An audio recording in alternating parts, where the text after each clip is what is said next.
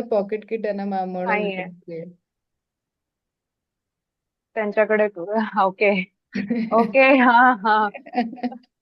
Madam, आपका point बराबर है मैम, बराबर है. बहुत हो गया था. एम्प्लॉयमेंटचा पण विषय असू शकतो का मॅम?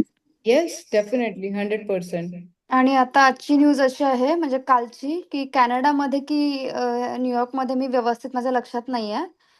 7% वर आता तो जो रेट आहे ना त्यांचा तो आलाय म्हणजे अनएम्प्लॉयमेंटचा.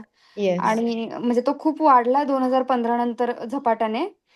आणि आज तर त्यांचं एक असं न्यूज होती सगळीकडे, की एक ठिकाणी न्यूज म्हणजे इंटरव्ह्यू होता, जॉब इंटरव्ह्यू. त्यातला फक्त म्हणजे काहीतरी 4 का 5,000 मुलं आले होते, मुलं-मुली. त्यातले फक्त 6 ते 7 मुलांचं त्यांनी सिलेक्शन केलं किंवा तेवढ्याच त्यांच्याकडे जागा होत्या आणि अगदी त्या खूप बेसिक लेव्हलला होत्या. येस. त्या अनएम्प्लॉयमेंटमुळे आत्ताचं जे मार्केटमध्ये सिच्युएशन होतीये ना, तर ती ह्याच्यामुळे खरं तर जास्त व्हॉलटाईल होतीये.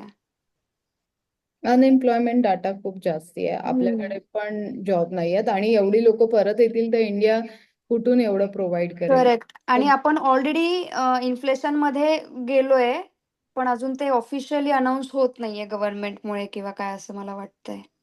Yes yes. म्हणजे हे जे सगळे म्हणतायत ना, की आपण तिकडे चाललोय आता महागाईकडे वगैरे, तर आपण ऑलरेडी एंटर केलेलं आहे.